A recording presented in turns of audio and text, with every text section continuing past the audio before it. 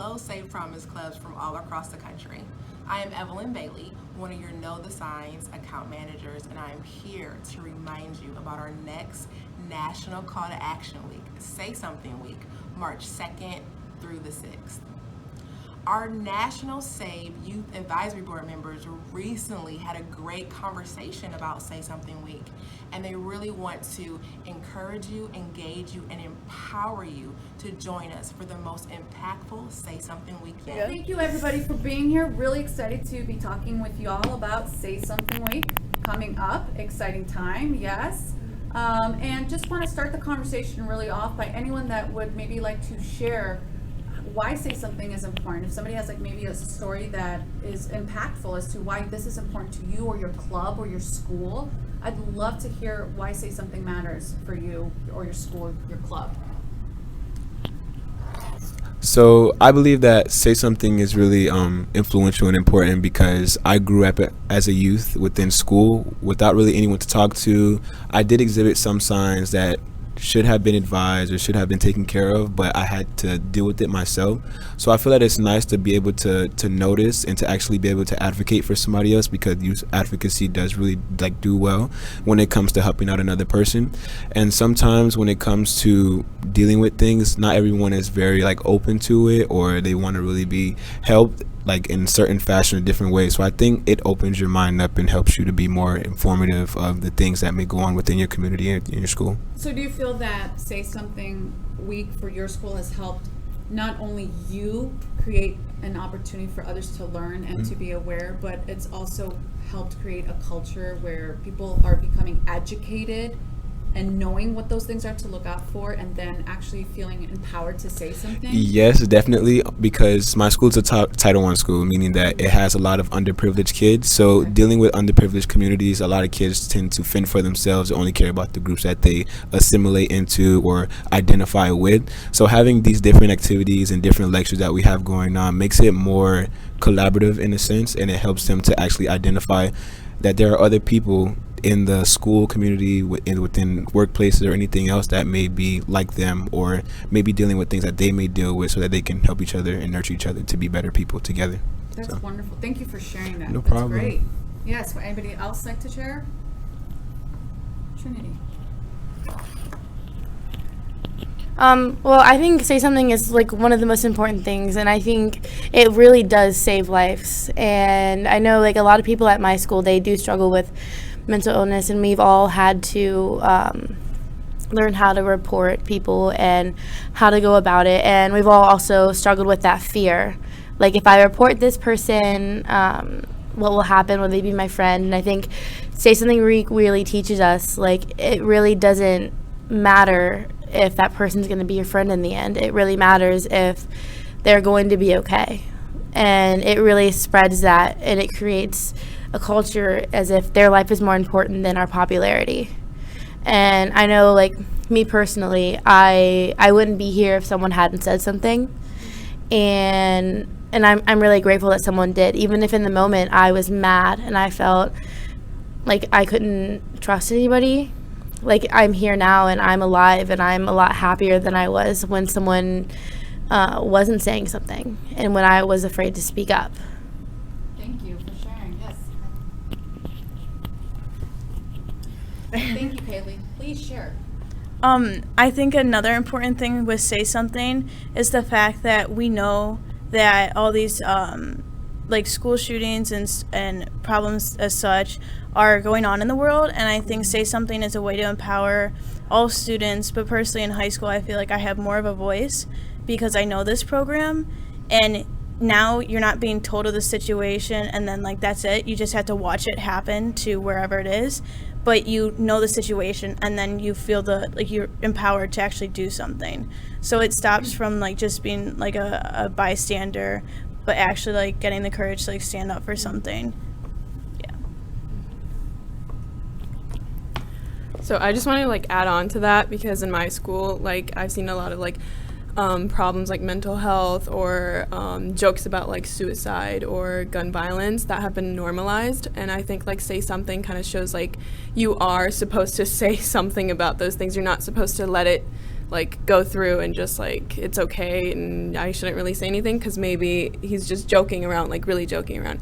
But we need to understand like that has to take action. Like you have to take action with things like that, and you have to be able to say something and know, and like knowing the signs and knowing all the certain things that go before things like terrible things happen, and you can actually stop it from happening. So it's like great to be able to empower others and educate them in ways that they may have thought that they can't really do anything about it. So I have another question, kind of following up with that. Do any of y'all maybe feel that this has helped change the climate of your school in general, like involving, maybe even helping engage the adults because they're seeing the youth empowered, so it's kind of helping them help you more? You're seeing that kind of climate change in your school. Can anyone speak to that story? Yeah, so I think that's why like a lot of us have started doing this work, at least like for a second, going back to like the story part, like my freshman year we were like kind of in an off year of the Sandy Hook teachings because like it was like going through a shift in advisors, so we didn't have the teachings my freshman year. And I remember very early on in my freshman year we had a student who had died by suicide, and it was kind of jarring to the community because as far as I know it was the first one that had happened in like a really long time, so it was the first one that like the students were experiencing. And like just what I remember from that day was there was this senior who is really, really tall, and she was his neighbor, and it wasn't a girl that I knew, and I just remember like seeing her in the hallway, and we like locked eyes, and I was like, I'm so sorry. And then she just like collapsed in front of me and like just started bawling her eyes out, and like that just stuck with me. And I feel like I can't help but think that like if things were taught that year, maybe it would have ended up differently. Like maybe that we could have used Say Something, and like proud to say that like we haven't had an incident like that since. And I think a lot of it is because of Say Something, because we're teaching people to speak up and the right ways to speak up, and especially with like faculty, like we all just rolled out, well, we're about to roll out in September the faculty training on Say Something and how to be that trusted adult and how to respond to certain situations that are from kids' perspectives, like what the students want to hear. That's great. Braylon, did you want to share something? Oh, never mind. Okay, well, Braylon, why don't you share with us then, how about for Say Something, what activities, what advice or what tips or just something that you either like about Say Something Week or just an activity? Tell us what you're planning for Say Something Week. What's your school doing? What's your club doing? So every year we always have the annual pie eating contest that we do, and we get a lot of students coming up to just participate or to watch because they always want to see what we're doing, what our week and what our message is about. And we also do at the end of the week the signing the poster, like pledging to make a promise to say something, and we get like more than half of the school to participate on that, and we have a pretty big school, so we just want to continue doing that because we know that it went well and that it will continue to go well, and that it just brings more students to our message and see what we're all about, and then they want to join. So that's awesome. So I want to ask just another question along those lines, if that's okay, because I know a lot of clubs, especially new clubs or clubs that have never done this before, sometimes they worry about resources or how am I going to get the money to do this, or how are we going to find the time. Can y'all maybe share that some of those things that I know a lot of activities don't really require a lot of time or a lot of resources, or just keeping it simple? What are some of those things that you could tell those clubs that are maybe new clubs, what can they do to have their first Say Something Week? Somebody. Christina. Christina's got some stuff down there to share. Okay, so one of the problems we did run into was funding and resources. So even though I don't know if a lot of teachers are as generous, but my art teacher actually donated the posters, the white posters that he gets for his students that are paid for by the school. And he's also donated some paint for us to use, and like paint brushes and markers and so forth. So we're able to use those supplies to create a poster, and you don't even it could take, I guess if you put in like a lot of detail, the max amount of time would be like 15 minutes. And that's something you could do during your lunch period, or that's even something you could do quickly after school. You could go to your advisors or your sponsor's classroom and quickly do it there. Maybe invite some more members so that you guys knock out more posters, in a short amount of time. So that's another thing that we do. We do a lot of teamwork and team like collaborations and stuff. And if the more people that you have, mainly like the more posters you're going to get done in a short amount of time. Another thing is that my sponsor, she applies for a lot of grants. So grants are like your best friend when it comes to funding for different activities.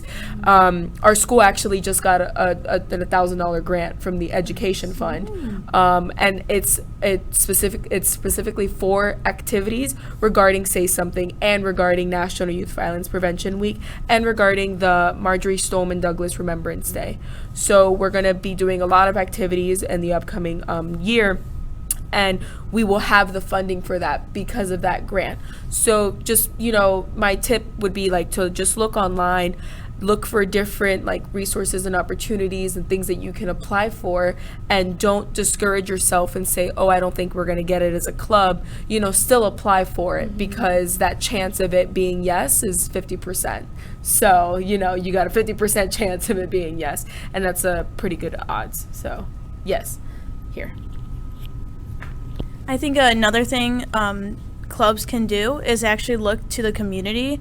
I think a lot of times it can be difficult to look to the community because it seems like a big task and that people won't reach out, but in reality, they want to better the community, they want to better the youth within the community, so they'll help you. And then the nice thing is when you go to talk to these people, you spark a conversation. When you ask like, hey, we're looking for stuff for Say Something, then they're like, oh, well, tell me more about that, or how can I get involved, or how can I spread the message?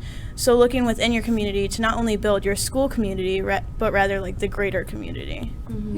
Here's my last question, and I know that we can go on because there's tons of activities, but here's my last question. I really want this to be kind of like the pump up and the inspiration, because I know there's a lot of clubs across the country that are going to be watching this and wondering, how can we do this, or I don't know if we can do this, or a message of inspiration. Like, what do you want to share and just say to those clubs that might be hesitating, aren't sure if they can pull together a Say Something week? Just, I don't know, something to share with those clubs and with those students out there that are watching you, our youth advisory board. I just like to say, just watching this video now, you see that we have a voice and we are able to speak to you and let you know something. And the whole point of Say Something Week is to allow people to have voices. Our job is not just to plan summits and that, but also to allow other people to allow other clubs to get that opportunity. So being able to just have faith in yourself and your voice in my opinion is one of the most powerful things, and to be able to speak can influence so many other people. So I'd like to take this time to use my voice to let you know that you can do it and you're very capable, and that anything is possible when you power it with all the other voices across the nation that are trying to spread the exact same message. So please don't lose faith in yourself. Let's give Say Something Week 2020! Let's do it!